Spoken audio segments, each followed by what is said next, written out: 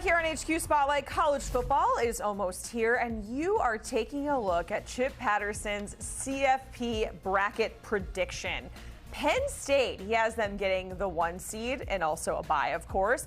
Also getting a bye, Ohio State, Texas, and Bama. And I believe there are 5 SEC teams in here: A&M, Ole Miss, Georgia, Bama, and Texas, which is a very stark contrast from Chip's podcast co-host, Danny Cannell, who I think had like 2 SEC teams getting into his CFP bracket prediction. That is par for the course for Danny Cannell, who loves the ACC. So let's welcome in Chip Patterson here. Chip, you're going to walk us through this round by round, and ultimately we're going to crown a champion. We are starting in the first round with an all-SEC matchup with A&M and Ole Miss. So who pulls through here?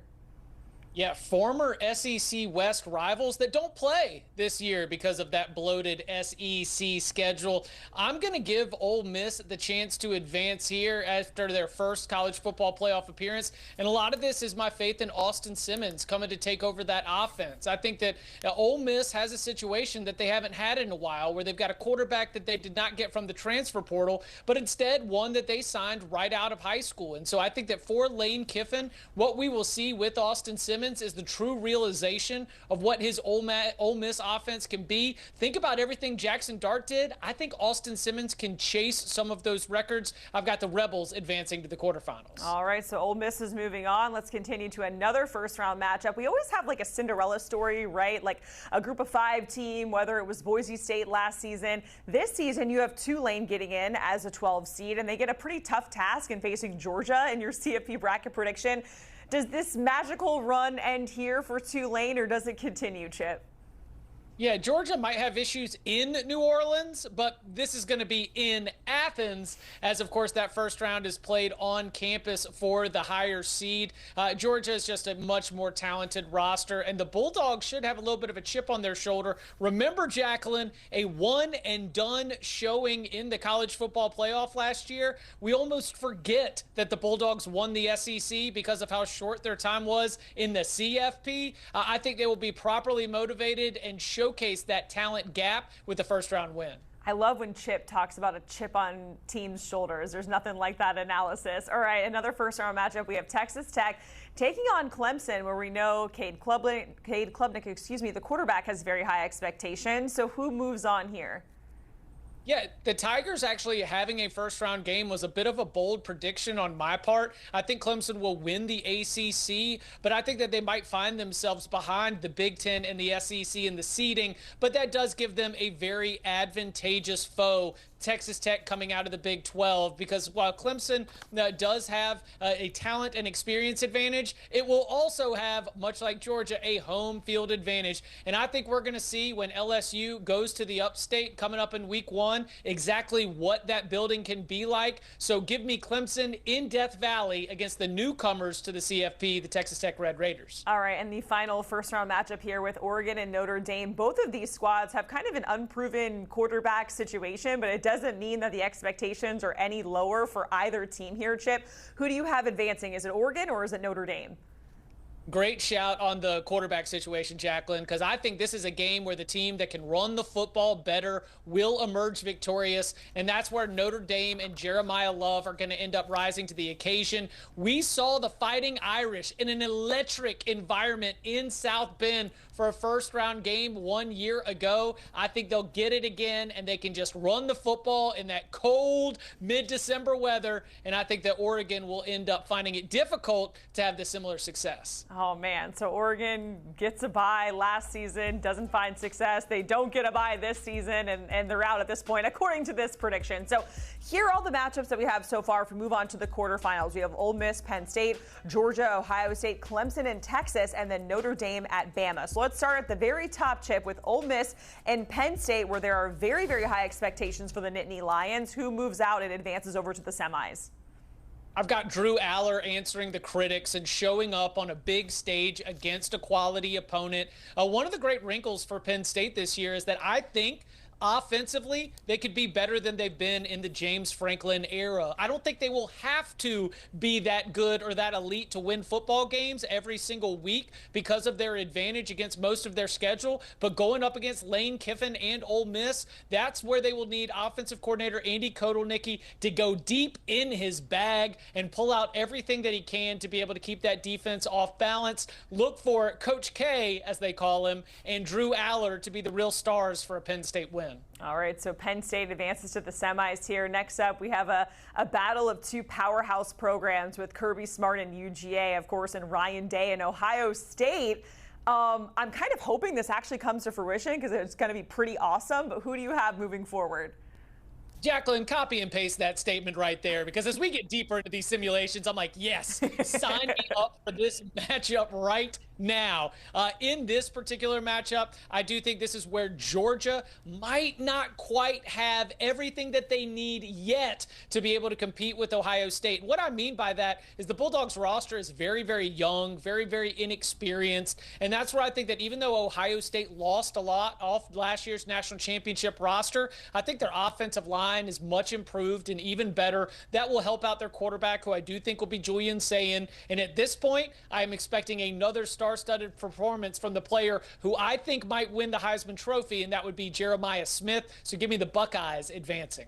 All right, you talk about Jeremiah Smith being in the Heisman conversation in that matchup. This next matchup, we have two guys that are, I think, within the top 3 odds to win the Heisman at this moment in time, in Arch Manning and Cade Klubnik. We have a 6 versus 3 matchup in Clemson against Texas. And Chip, this is where things are going to get a little spicy here for the predictions. Yeah, and a rematch of a first-round game from last year, a sneaky competitive game between Clemson and Texas, and you hinted at it right there. I do have an upset. I've got Arch being one and done as QB1. I've got Cade Klubnik and a more experienced and older set of veteran stars for the Tigers going in and taking care of business, and I just think that Dabo Swinney and his staff will be able to call back to those early wins, those big stage victories against an LSU, an Ohio State, and Alabama. That's what I'm looking for from this year's Tigers team. So I've got Clemson making the semifinals. All right, Clemson gets in as a 6 seed. Next up, we have Notre Dame. They move forward, and they're facing a rested Bama team, right? So we have Marcus Freeman against Kalen DeBoer. So is Marcus Freeman gonna continue on in this magical CFP run and build upon last season, or are we going to see Kalen DeBoer move things along? Yeah, I think this is where Notre Dame won't have the offense to keep up with Alabama, because I think that Alabama is really going to benefit from the return of offensive coordinator Ryan Grubb. I think that Ty Simpson's going to have a phenomenal year with a great group of wide receivers, an absolute hammer of a running back in Jam Miller. I am projecting Alabama to win the SEC in order to land in this seeding, and I think that if that team does win the SEC, they are much more well-rounded on both sides of the ball than Notre Dame. I've got the Crimson Tide winning this one handily. All right, so we have our semifinals matchup set. So let's take a look here as Chip sees it. We have Penn State and Ohio State in a bowl game together, and then the other semifinal in the CFP is Clemson in Alabama. So let's start at the top here with Penn State and Ohio State. It's interesting when we look at the coaches, Chip, because we've heard, multiple times, Ryan Day, can he show up in the big moments? Can he do it? He finally does it. And now we're saying the same thing about James Franklin. Can he show up in the big moments? His record against, AP top 5 teams, yada, yada. So now he is facing a big team in Ohio State. So who moves forward to the championship game? Yeah, and it might be the 3rd time that they've played in a single season. They meet in the regular season in Columbus. They might play for the Big Ten championship game as well, and they very well could wind up facing off against each other in the college football playoff. Remember, a Drew Aller interception might have prevented us from seeing this as the national championship game last year. Well, I think that Penn State has a better team right now, more prepared to go blow for blow with Ohio State than if they had made the national championship game. I've got the Penn State Nittany Lions doing another huge step in this dream season and getting past the Buckeyes and being able to make it to the championship game. I mean, we go from James Franklin can't win the big one. Now I'm saying James Franklin's going to win like 5 big ones in a row. I mean, clearly I am lost in the Penn State sauce, but it's just the way I see it as we prepare for week 1. All it takes is one season, right? You know, Ryan Day, we always talked about it, and he finally, wins the big championship. And now, I mean, maybe we've moved on. I say that, and then who knows? After week 1 against Texas, it's going to be like, panic if they lose, right? Let's go to the other semifinal matchup with Clemson and Bama. So who is going to be taking on Penn State here, Chip?